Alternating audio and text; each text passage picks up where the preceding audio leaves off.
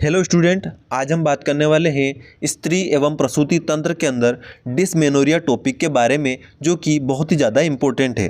तो यहाँ पर सबसे पहले देखते हैं इसकी डेफिनेशन को। डेफिनेशन के अंदर आपको लिखना है पेनफुल मेंस्ट्रुएशन। ठीक है, तो डिस्मेनोरिया का मतलब क्या होता है? Painful menstruation. ठीक है, मेंस्ट्रुएशन के दौरान क्या होना, दर्द का होना, पेन का होना क्या कहलाता है? डिस्मेनोरिया कहलाता है। Characterized by severe and frequent menstrual cramps, जिसको किसके द्वारा पता लगाया जा सकता है? सीवियर और फ्रीक्वेंट मेंस्ट्रुअल क्रैम्प्स के द्वारा, जिसके अंदर क्या हो, सीवियर और फ्रीक्वेंट मतलब बार बार होने वाले मेंस्ट्रुअल क्रैम्प्स दिखे, वो क्या कहलाएगा? डिस्मेनोरिया कहलाएगा। तो डिस्मेनोरिया क्या है? पेनफुल मेंस्ट्रुएशन, जिसके अंदर क्या होता है, severe and frequent menstrual cramps आते हैं। आगे देखते हैं इसके टाइप्स को। तो टाइप्स इसके दो होते हैं, प्राइमरी या फिर स्पाज्मोडिक डिस्मेनोरिया या फिर सेकेंडरी या कंजेस्टिव डिस्मेनोरिया। अब पहले को देखते हैं, प्राइमरी स्पाज्मोडिक डिस्मेनोरिया होता क्या है?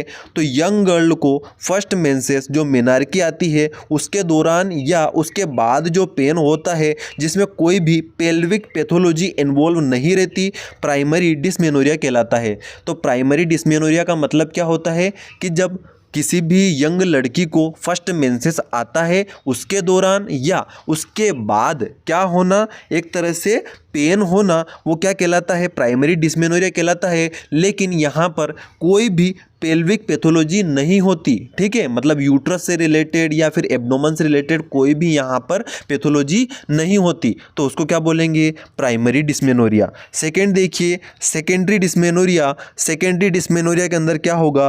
Present in older woman with pelvic pathology. तो सिंपल है, वो यंग लेडीज़ को हो रहा था और पेन वहाँ पर हो रहा था, और विदाउट किसके हो रहा था? Pelvic pathology. तो ये जस्ट अपोजिट क्या हो जाएगा? ओल्डर वुमन को होगा, विथ पेल्विक पैथोलॉजी होगा। ठीक है, अब पेल्विक पैथोलॉजी में भी क्या हो सकता है?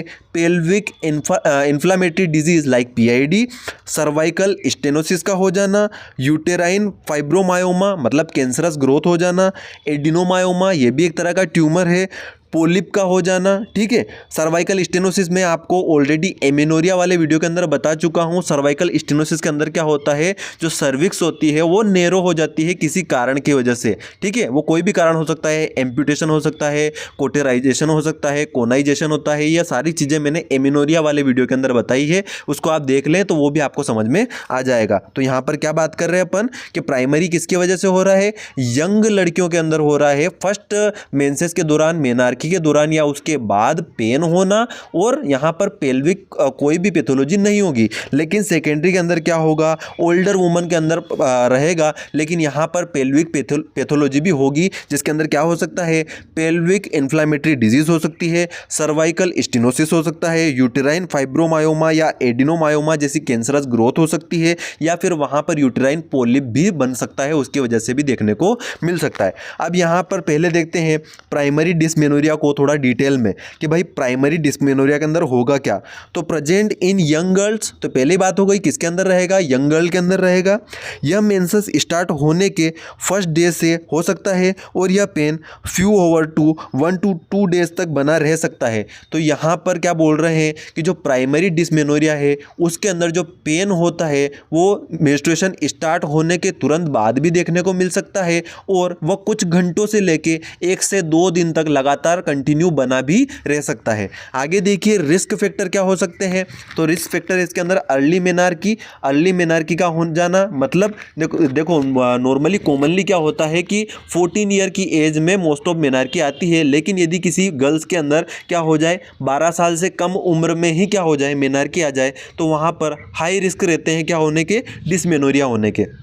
नल्लीपेरिटी का मतलब होता है कि ऐसी वुमन जिसके अंदर क्या हो, अभी तक कोई भी बच्चा उसने क्या हो, डिलीवर नहीं किया हो, तो उसके अंदर भी डिस्मेनोरिया होने के चांसेस ज़्यादा रहते हैं। वुमन वेयरिंग आईयूसीडी अब किसी वुमन के अंदर यदि इंट्रायूट्राइन डिवाइसेस लगे हुए हैं तो वहाँ पर भी हमको क्या हो सकता है, डिसमेनोरिया देखने को मिल सकता है। आगे देखेंगे भाई पैथोफिजियोलॉजी क्या है, होता क्यों है ये। तो डिसमेनोरिया यूटेराइन मसल के एक्सेसिव कॉन्ट्रैक्शन की वजह से होता है। तो भाई डिसमेनोरिया होता क्यों है कि जो यूटेराइन मसल है, ठीक है, यूटेराइन का मतलब क्या, यूट्रस से रिलेटेड जो भी मसल है उसके अंदर क्या हो जाना, एक्सेसिव कॉन्ट्रैक्शन हो जाना, ठीक है, ज़्यादा उसके अंदर क्या हो जाना, कॉन्ट्रैक्शन हो जाना, उसकी वजह से क्या देखने को मिलेगा, डिसमेनोरिया देखने को मिल सकता है। अब जो एक्सेसिव कॉन्ट्रैक्शन हो रहा है किसके अंदर, यूटेराइन मसल के अंदर, वो किन किन कारण से हो सकता है। तो पहला कारण है excessive level of prostaglandin during menstruation. तो यदि यहाँ पर क्या होता है कि जो प्रोस्टाग्लैंडिन होता है वो क्या करता है, मेंस्ट्रुअल साइकिल के दौरान जो एंडोमेट्रियम है उसको शेड करने के लिए कॉन्ट्रैक्शन करवाता है, ठीक है। लेकिन यदि उसका अमाउंट ज़्यादा बढ़ जाएगा तो वो कॉन्ट्रैक्शन ज़्यादा करवाएगा, और कॉन्ट्रैक्शन ज़्यादा होगा तो वहाँ पर क्या होगा, पेन होगा, जिसको हम क्या बोल रहे हैं, डिसमेनोरिया बोल रहे हैं। तो क्या हो गया, सबसे पहले मैं क्या बोल रहा हूँ आपको, पैथोफिजियोलॉजी के अंदर हो क्या रहा है कि डिसमेनोरिया क्यों होता है, यूटेराइन मसल के एक्सेसिव ज़्यादा कॉन्ट्रैक्ट होने की वजह से होता है। और एक्सेसिव कॉन्ट्रैक्शन किसकी वजह से हो सकता है कि प्रोस्टाग्लैंडिन का लेवल ज़्यादा बढ़ जाएगा, तो प्रोस्टाग्लैंडिन क्या कराएगा, यूटेराइन मसल को ज़्यादा कॉन्ट्रैक्ट करवाएगा, और ज़्यादा कॉन्ट्रैक्ट करवाएगा तो वहाँ पर क्या होगा, डिसमेनोरिया देखने को मिलेगा, पेन देखने को मिलेगा। आगे देखिए, इंक्रीज रिलीज ऑफ वेसोप्रेसिन। अब यहाँ पर क्या होगा, यदि वेसोप्रेसिन ज़्यादा निकलेगा तो वेसोप्रेसिन का थोड़ा काम ये भी होता है कि वो प्रोस्टाग्लैंडिन को एक्टिवेट ज़्यादा करता है। तो यहाँ पर जो वेसोप्रेसिन ज़्यादा निकलेगा तो प्रोस्टाग्लैंडिन ज़्यादा एक्टिवेट होगा, प्रोस्टाग्लैंडिन ज़्यादा एक्टिवेट होगा तो वापस वो क्यों पिक्चर हमारी क्या हो जाएगा, यूट्राइन मसल ज़्यादा कॉन्ट्रैक्ट होगी, वापस हमको क्या देखने को मिलेगा, डिसमेनोरिया देखने को मिलेगा। Due to obstruction of outflow of menstrual blood. अब किसी कारण से जो मेंस्ट्रुअल ब्लड है वो बाहर नहीं आ पा रहा है, क्यों नहीं आ पा रहा है, क्योंकि किसी वजह से, किसी कारण की वजह से वहाँ पर क्या हो गया है, ऑब्स्ट्रक्शन हो गया है, एक रुकावट बन गई है, उसकी वजह से भी यहाँ पर डिसमेनोरिया देखने को मिल सकता है। चलिए आगे देखते हैं कि भाई क्लिनिकल फीचर्स के अंदर क्या देखने को मिलेंगे। तो सबसे पहला तो डिसमेनोरिया का मतलब भी क्या होता है, पेन होना, ठीक है, मेंस्ट्रुअल पेन। तो यहाँ पर पेन देखने को मिलेगा, और कहाँ देखने को मिलेगा, लोअर एब्डोमेन में, सिंपल सा है, होगा कहाँ, लोअर एब्डोमेन में होगा, और रेडिएट होगा कहाँ पर, थाई के अंदर और लेग के अंदर। हमें जो लोअर एब्डोमेन होगा वहाँ फीमेल के अंदर पेन देखने को मिलेगा। साथ ही साथ वो पेन कहाँ तक देखने को मिल सकता है, थाई के अंदर भी देखने को मिल सकता है, और लेग के अंदर भी देखने को मिल सकता है। आगे बात करें तो वहाँ पर क्या होगा, क्रैम्प्स आएंगे, ठीक है, बैकएक हो सकता है, ठीक है, हेडेक देखने को मिल सकता है, नोजिया और वोमिटिंग देखने को मिल सकती है, वर्टिगो मीन्स चक्कर देखने को मिल सकते हैं, नर्वसनेस इन सम केसेस, ठीक है। तो यहाँ पर हम बात कर रहे हैं प्राइमरी डिसमेनोरिया की, तो ऑलरेडी कितनी एज ग्रुप को हो सकता है, 12 to 14 तक हो सकता है, ठीक है। तो उस टाइम क्या है, जो गर्ल है, यंग गर्ल है, उसकी एज बहुत कम है, ठीक है, तो उसको थोड़ी नर्वसनेस भी हो सकती है, क्योंकि ये फर्स्ट टाइम उसको मेंसेस आ रहा है, तो वहाँ पर क्या हो सकती है, वो थोड़ी नर्वस भी हो सकती है, तो वो भी हमको देखने को मिल सकता है। तो क्या बोल रहा हूँ मैं यहाँ पर, आपको पेन देखने को मिल सकता है लोअर एब्डोमेन में, जो कहाँ तक रेडिएट हो सकता है, थाई के अंदर, लेग के अंदर। बाकी सिंपल से यहाँ पर क्लिनिकल फीचर है, कोई भी लिख देगा, क्रैम्प्स होना, बैकएक होना, हेडेक होना, ठीक है, नोजिया, वोमिटिंग होना, वर्टिगो होना, थोड़ा यहाँ पर क्या हो जाएगा, थोड़ी नर्वसनेस देखने को मिल सकती है थोड़े केसेस में, क्योंकि वहाँ पर क्या हो रहा है, एज फैक्टर काम कर रहा है। आगे बात करें कि भाई डायग्नोसिस कैसे करेंगे, तो no diagnosis test to confirm primary dysmenorrhea. तो जो प्राइमरी डिसमेनोरिया है उसको डायग्नोस करने का कोई स्पेशल टेस्ट नहीं होता, ठीक है, कोई स्पेशल टेस्ट नहीं है जिसको करवा के हम बोल देंगे कि भाई इसको प्राइमरी एमेनोरिया हो रहा है। तो भाई कैसे पता करेंगे फिर, तो it is based totally physical finding. तो ये बेस होता है किसके ऊपर, कैसे डायग्नोस कर सकते हैं इसको, तो इसको डायग्नोस करने का खाली एक ही तरीका है कि हम फिजिकल फाइंडिंग को देख लें। फिजिकल फाइंडिंग मतलब उसका एज फैक्टर देख लें, हिस्ट्री टेकिंग कर लें, उसको क्या सिम्टम्स आ रहे हैं उनको देख लें। तो भाई फिजिकल एग्जामिनेशन से फिजिकल फाइंडिंग को देखकर ही आप उसको पता कर सकते हो कि इसको प्राइमरी डिसमेनोरिया है या नहीं है। आगे देखिए, जो प्राइमरी डिसमेनोरिया है उसको ट्रीट कैसे करेंगे, भाई ट्रीटमेंट क्या होगा इसका, तो proper guidance and explanation at the onset of menstruation. तो भाई सबसे पहले तो क्या करना है, जो भी यंग गर्ल है, ये डॉक्टर का काम नहीं है, ये उसकी फैमिली का काम है कि जो भी उस लड़की की मदर है, उसकी फैमिली के अंदर उसकी सिस्टर है, जो भी है, उसको क्या करे, पहले से ही प्रॉपर गाइडेंस दे दे, पहले से उसको एक्सप्लेन कर दे कि इस तरह की प्रॉब्लम आपकी बॉडी के अंदर होने वाली है, इस तरह के चेंजेस आपके शरीर के अंदर आने वाले हैं, आपको इससे घबराना नहीं है, ये सभी के अंदर होता है और नॉर्मल है। ठीक है, तो पहले ही उसको गाइडेंस दे देना है, पहले से ही उसको उस चीज़ के बारे में, उन चेंजेस के बारे में समझा देना है, एक्सप्लेन कर देना है। आगे बात करें, प्रॉपर रेस्ट देना है। ठीक है, लोकल हीट को अप्लाई करना है ताकि जो मेंस्ट्रुअल ब्लड है वो आसानी से जल्दी बॉडी से बाहर हो जाए और वहाँ पर क्या हो जाए, पेशेंट को रिलीफ हो जाए। एक्सरसाइज करवाना चाहिए ताकि जल्दी जो मेंस्ट्रुअल जो फ्लो हो रहा है, जो वहाँ पर ऑब्स्ट्रक्शन हो रहा है वो क्लियर हो जाए और आसानी से क्या हो जाए, मेंस्ट्रुअल फ्लो जो हो बॉडी से बाहर हो जाए। आगे बात करें, psychotherapy and family attention also help. तो यहाँ पर क्या करना है, फैमिली को उसके ऊपर थोड़ा ध्यान देना है। यदि किसी भी तरह की उसको टेंशन है तो उसको समझाना है, साइकोथेरेपी देना है। यदि आप फैमिली की व्यक्ति उसको नहीं समझा पा रहे हो तो किसी फीमेल डॉक्टर के पास ले जाकर उसको साइकोथेरेपी दिलवाना चाहिए ताकि वो ऑल ओवर चीज़ों को क्लियर कर पाए और समझ पाए कि किस तरह के चेंजेस बॉडी के अंदर हो रहे हैं और ये सारी चीज़ें नॉर्मल है। आगे देखते हैं, anti spasmodic drug with analgesic. तो यहाँ पर जो क्रैम्प्स हो रहे हैं, स्पाज्म हो रहे हैं, उनको रोकने के लिए एंटी स्पाज्मोटिक ड्रग देते हैं, साथ में एनाल्जेसिक देते हैं ताकि वो जो दर्द हो रहा है वो भी कम हो जाए और जो क्रैम्प्स आ रहे हैं वो भी कम हो जाए। आगे देखिए, एंटी प्रोस्टाग्लैंडिन देंगे, एंटी प्रोस्टाग्लैंडिन ड्रग्स देंगे। उसके अंदर मोस्ट कॉमन ड्रग आती है मेफेनेमिक एसिड 500 mg, वो बहुत ज़्यादा यूज़ होती है। तो ये क्या होती है, एंटी प्रोस्टाग्लैंडिन होती है, जो प्रोस्टाग्लैंडिन का सिक्रेशन को कम करेगी, उसके इफेक्ट को कम करेगी। तो जो कॉन्ट्रैक्शन ज़्यादा हो रहा था वो कम हो जाएगा, तो यहाँ पर पेन सप्रेस हो जाएगा। आगे देखें, dilatation of cervical canal in obstruction. यदि ऑब्स्ट्रक्शन हो रहा है, यदि जो सर्विक्स है वो थोड़ी कैसी हो रही है, नैरो हो रही है, तो वहाँ पर डायलेटेशन कर देना है ताकि जो मेंस्ट्रुअल फ्लो है वो आसानी से बाहर निकल पाए और उसकी वजह से जो होने वाला पेन है वो बंद हो जाए, डिस्मेनोरिया ठीक हो जाए। तो क्या करना है, प्रॉपर गाइडेंस देना है, एक्सप्लेन करना है, प्रॉपर रेस्ट देना है, लोकल हीट को अप्लाई करना है, एक्सरसाइज करवाना है, साइकोथेरेपी करवाना है, anti spasmodic drug with analgesic देना है। एनाल्जेसिक के अंदर भी आपको याद ही होगा, आइबुप्रोफेन दे सकते हैं, डाइक्लोफिनेक दे सकते हैं। ठीक है, इस प्रकार की ड्रग आपको यूज़ करना है। ठीक है, आगे बात करें, एंटी प्रोस्टाग्लैंडिन के अंदर मोस्ट कॉमन ड्रग यूज़ होती है मेफेनेमिक एसिड। ठीक है, आगे बात करें, डायलेटेशन ऑफ सर्वाइकल कैनाल कर देंगे ताकि ऑब्स्ट्रक्शन क्लियर हो जाए। ये हो गई हमारी क्या, प्राइमरी डिस्मेनोरिया की बात। अब देखिए सेकेंडरी डिस्मेनोरिया, इसको समझते हैं कि सेकेंडरी डिस्मेनोरिया क्या होता है। तो भाई प्रेजेंट इन ओल्डर वुमन, तो पहले ही बात कर ली हमने, इसके अंदर होगा ओल्डर वुमन के अंदर होगा।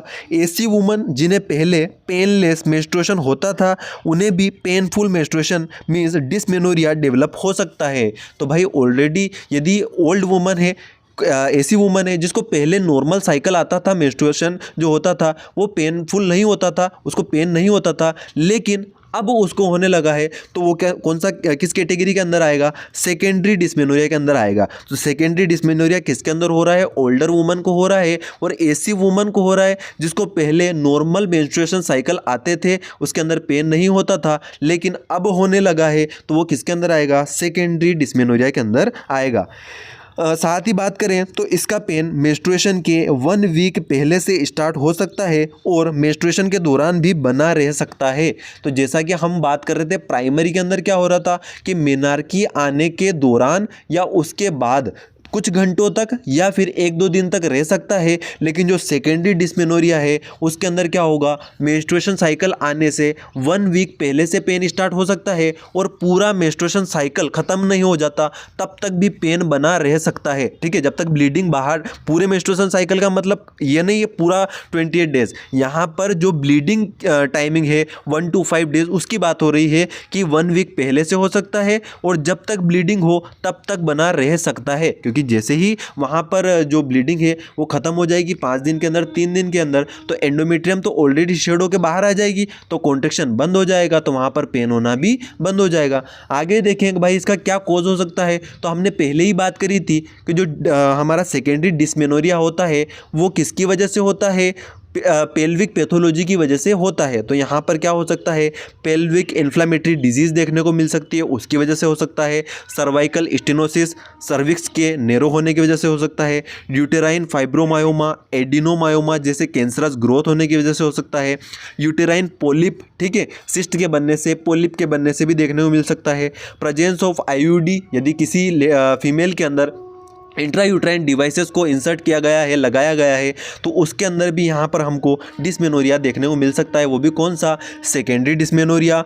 एंडोमेट्रियोसिस के अंदर भी देखने को मिल सकता है। इसके अंदर क्या होता है, जो यूट्रस है उसके अंदर एबनॉर्मल टिश्यू डेवलप हो जाते हैं, उसको बोलते हैं एंडोमेट्रियोसिस, ठीक है। तो इसकी वजह से भी यहाँ पर हमको क्या देखने को मिल सकता है, डिस्मेनोरिया देखने को मिल सकता है। अब बात करें क्लिनिकल फीचर की, तो इसके अंदर क्या देखने को मिलेगा, तो dull pain in lower abdomen and back, ठीक है। तो यहाँ पे कैसा पेन होगा, डल पेन होगा, डल पेन होगा लोअर एब्डोमेन में, और साथ ही बैक के अंदर भी पेन हो सकता है। अदर सिम्टम अंडरलाइंग डिजीज के अकॉर्डिंग होते हैं, तो जो भी डिजीज होगी उसके सिम्टम भी हमको साथ में दिखेंगे। साथ में पेन तो हो ही रहा है, तो सिम्टम किसके अकॉर्डिंग रहेंगे, जिस डिजीज की वजह से डिस्मेनोरिया हो रहे हैं उसके सिम्टम देखने को मिलेंगे, और साथ में वहाँ पर डल पेन देखने को मिलेगा लोअर एब्डोमेन में। बाकी जो सिम्टम है जो हमने अभी पढ़े हैं प्राइमरी डिस्मेनोरिया के अंदर, क्रेम्स का होना, नोजिया होना, वोमिटिंग होना, वो सारी चीज़ें आप यहाँ पर भी लिख सकते हो। आगे देखिए नेक्स्ट है इसका क्या, डायग्नोसिस। तो abdominal and pelvic examination,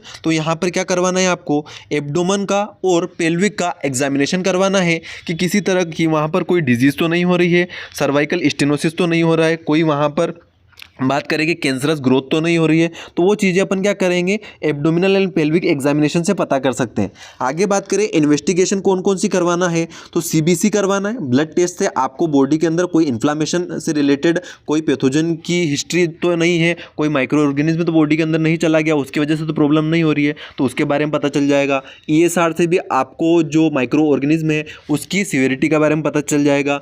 USG से आपको कैंसरस ग्रोथ पता चल जाएगी, सर्वाइकल स्टेनोसिस तो हो रहा है उसके बारे में पता चल जाएगा, कोई पोलिप बन चुका है उसके बारे में पता चल जाएगा।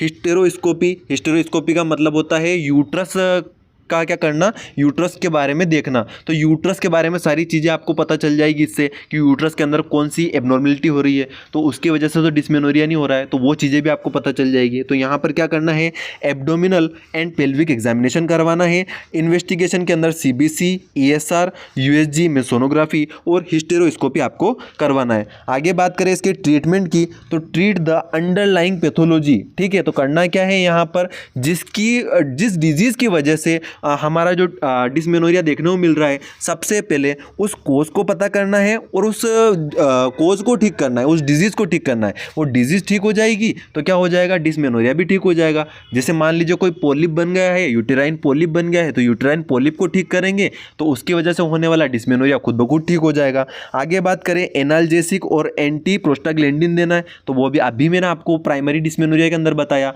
एनाल्जेसिक हो गई, एंटी स्पाज्मोडिक ड्रग हो गई, एंटी हमारी क्या प्रोस्टाग्लैंडिन ड्रग हो गई, वो आप यहाँ पर दे सकते हो। और बाकी जो सेम ट्रीटमेंट हमने प्राइमरी डिस्मेनोरिया के अंदर पढ़ा था वो भी आप यहाँ पर कॉपी कर सकते हो। तो इस तरह से आपका डिस्मेनोरिया कंप्लीट हो जाएगा। तो दोस्तों वीडियो अच्छा लगा हो तो वीडियो को लाइक कर दीजिए, अपने फ्रेंड्स के साथ शेयर कर दीजिए। यदि आप मास्टरमाइंड चैनल पर नए हैं तो प्लीज चैनल को सब्सक्राइब कर दीजिए, बेल आइकन को प्रेस कर दीजिए ताकि आने वाली वीडियो की अपडेट आपको मिलती रहे। Thank you.